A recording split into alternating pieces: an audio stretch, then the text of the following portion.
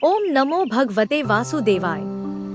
नमस्कार और स्वागत है आपका वीडी भक्ति आराधना के इस भक्तिपूर्ण प्रस्तुति में, जहां हम सनातन धर्म की पवित्र बातों को सरल भाषा में आप तक पहुंचाते हैं। आज हम बात कर रहे हैं श्रावण शुक्ल पक्ष की एकादशी यानी पुत्रदा एकादशी की। पुराणों में वर्णित है कि श्रावण शुक्ल एकादशी का व्रत संतान की प्राप्ति और मोक्ष दोनों का मार्ग प्रशस्त करता है। इस व्रत को पुत्रदा एकादशी कहा गया है।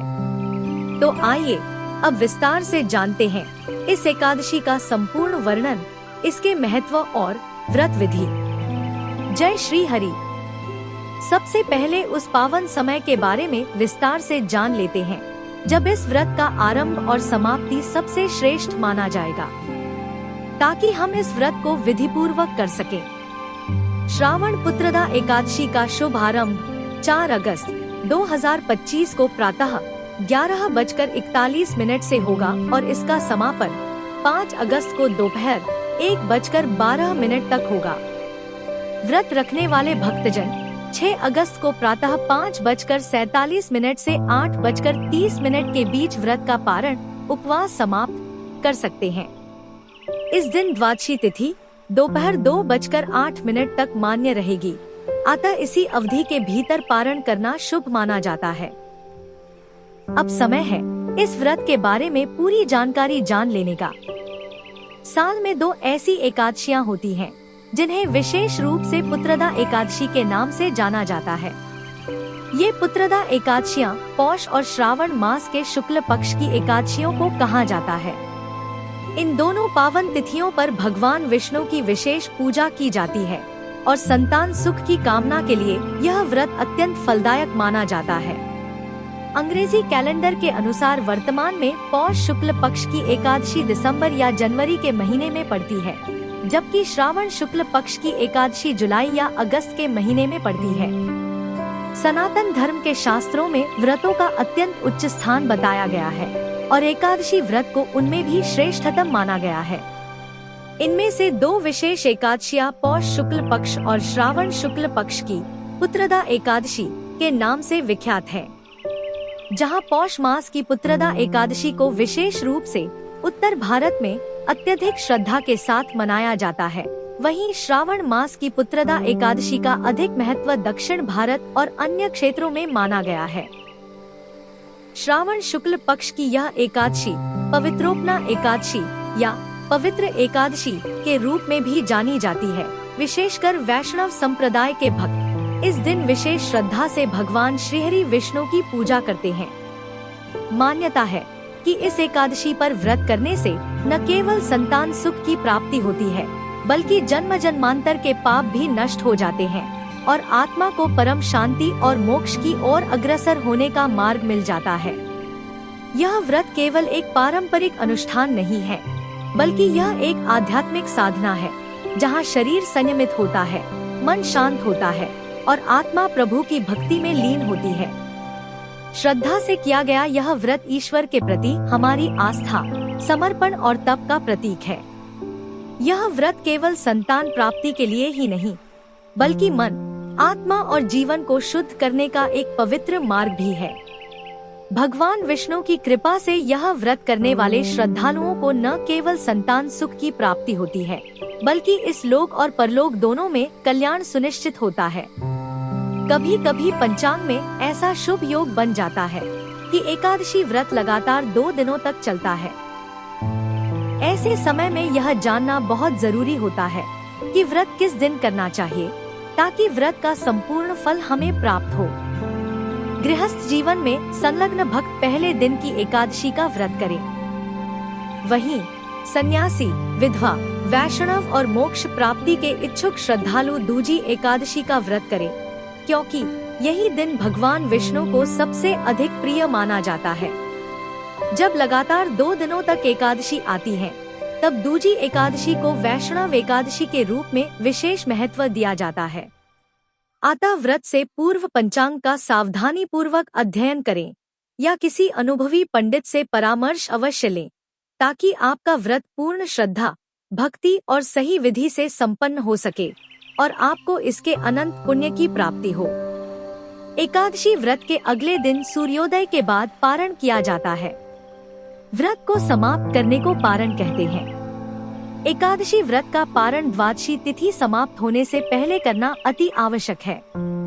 यदि द्वादशी तिथि सूर्योदय से पहले समाप्त हो गई हो तो एकादशी व्रत का पारण सूर्योदय के बाद ही होता है। द्वादशी तिथि के भीतर पारण नहीं करना चाहिए। ऐसा करने से पाप करने के समान माना जाता है। जो श्रद्धालु एकादशी का व्रत कर रहे हों, उन्हें व्रत का पारण करने से पहले हरिवासर समाप्त होने की प्रतीक्षा अवश्य करनी चाहिए। हरिवासर द्वादशी तिथि की प्रारंभिक 1/4 अवधि होती है, जिसे व्रत तोड़ने के लिए अशुभ माना गया है। हरिवासर एकादशी तिथि के दौरान आने वाला वह समय होता है जो एकादशी की शुरुआत के तुरंत बाद का पहला प्रहर लगभग 4 घंटे 48 मिनट तक होता है। इसे पूजन योग्य तो माना जाता है, लेकिन इस काल में व्रत का पारण उपवास तोड़ना वर्जित होता है। धार्मिक नियम के अनुसार हरिवासर में भोजन नहीं करना चाहिए। व्रत का पारण हरिवासर समाप्त होने के बाद ही करना चाहिए। यानी अगर पारण हरिवासर में किया गया तो व्रत अधूरा और अशुभ माना जाता है। जैसे कि यदि एकादशी तिथि सुबह 6 बजे शुरू हो रही है और हरिवासर 10:48 तक चल रहा है, तो व्रत का पारण उपवास तोड़ना 10:48 के बाद ही करना उचित होगा। पारण का सबसे शुभ समय प्रातःकाल होता है। इस समय व्रत समाप्त करना शास्त्रों के अनुसार उत्तम माना गया है। यदि किसी कारणवश प्रातःकाल व्रत का पारण संभव न हो पाए, तो श्रद्धालु हरिवासर के समाप्त होने के पश्चात दोपहर के बाद व्रत तोड़ सकते हैं। हालांकि दोपहर के समय पारण करने से यथासंभव बचना चाहिए। भगवान विष्णु का प्यार और स्नेह के इच्छुक परम भक्तों को दोनों दिन एकादशी व्रत करने की सलाह दी जाती है। अब समझते हैं कि एकादशी व्रत में क्या क्या खाया जा सकता है, जिससे व्रत का संकल्प भी बना रहे और शरीर को भी ऊर्जा मिलती रहे। भक्तगण व्रत संकल्प ग्रहण करते समय अपनी इच्छा शक्ति एवं शारीरिक शक्ति के अनुसार यह निश्चित कर सकते हैं कि उन्हें किस प्रकार से एकादशी व्रत का पालन करना है। धार्मिक ग्रंथों में एकादशी व्रत में 4 प्रकार के आहार होते हैं, जो व्रत के नियम और शरीर की आवश्यकताओं के अनुसार चुने जाते हैं। ये 4 प्रकार के आहार इस प्रकार हैं: जलाहार, सादा पानी, नारियल पानी, फल के रस आदि। जलाहार अर्थात केवल तरल पदार्थ लेना। यह खासकर उन लोगों के लिए होता है जो बहुत सख्त व्रत रखते हैं। इसमें पानी, नारियल पानी, नींबू पानी या किसी भी प्रकार का प्राकृतिक फल का रस शामिल हो सकता है। क्षीर भोजी अर्थात क्षीर का सेवन करते हुए एकादशी का व्रत करना।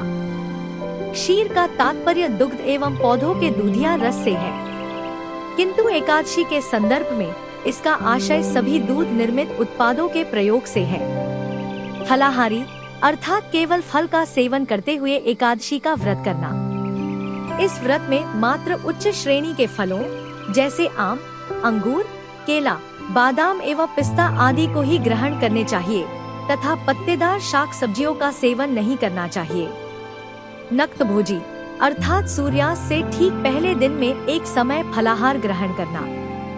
एकल आहार में सेम, गेहूं, चावल तथा दालों सहित ऐसा किसी भी प्रकार का अन्न एवं अनाज सम्मिलित नहीं होना चाहिए जो एकादशी उपवास में निषिद्ध है। एकादशी व्रत के समय नक्त भोजी के मुख्य आहार में साबूदाना, सिंघाड़ा, शकरकंदी, आलू एवं मूंगफली आदि सम्मिलित होते हैं। अनेक लोगों के लिए कुट्टू का आटा एवं सामक चावल भी एकादशी एकल भोज का मुख्य आहार होता है।